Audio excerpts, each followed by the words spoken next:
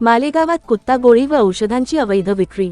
पोलिसांच्या छाप्यात तब्बल 6,35,879 रुपयांचा मुद्देमाल जप्त। 1200 बाटल्या कोडिंगयुक्त कफ सिरप आणि 67,200 कुत्ता अल्प्राझोलम गोळ्या जप्त।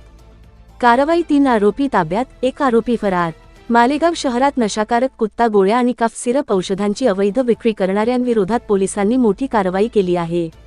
मालेगाव शहरातील काळीकुठी मैदान परिसरात पोलिसांनी छापा टाकत 6,35,879 रुपयांचा मुद्देमाल जप्त केला आहे। यामध्ये कोडिंगयुक्त कफ सिरपच्या 1200 बाटल्या तसेच अल्प्राझोलमच्या तब्बल 67,200 कुत्ता गोळ्यांचा समावेश आहे। या कारवाईत 3 आरोपी ताब्यात घेतले असून 1 आरोपी फरार आहे।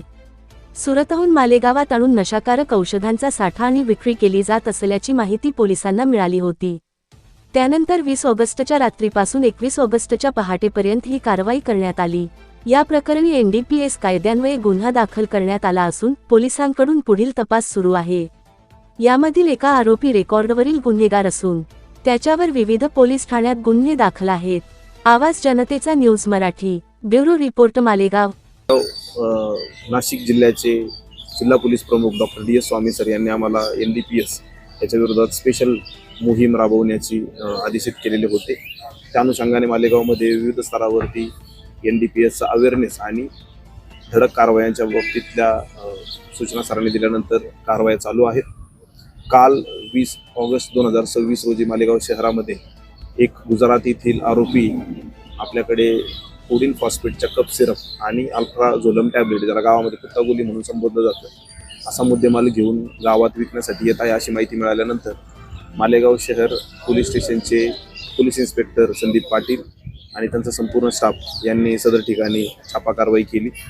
त्याच्यामध्ये आपल्याला एकूण 2,37,600 रुपयाच्या 1200 कोडिन फॉस्फेटच्या बॉटल्स, एकूण 10 बॉक्स, ज्याच्यामध्ये 120 बॉटल्स आहेत, तशा एकूण 1200 बॉटल्स, 1,62,579 रुपयाच्या 4,480 अल्प्राझोलम टॅबलेटच्या स्ट्रिप्स, ज्याच्यामध्ये 67,200 एकूण गोळ्या आहेत, 2 लाख रुपयाचा टाटा एस कंपनीचा पिकअप आणि एकूण 3 आरोपींचे 3 मोबाईल, असे 32,000 रुपयाचे मोबाईल आपण याच्यामध्ये हस्तगत केलेले आहे।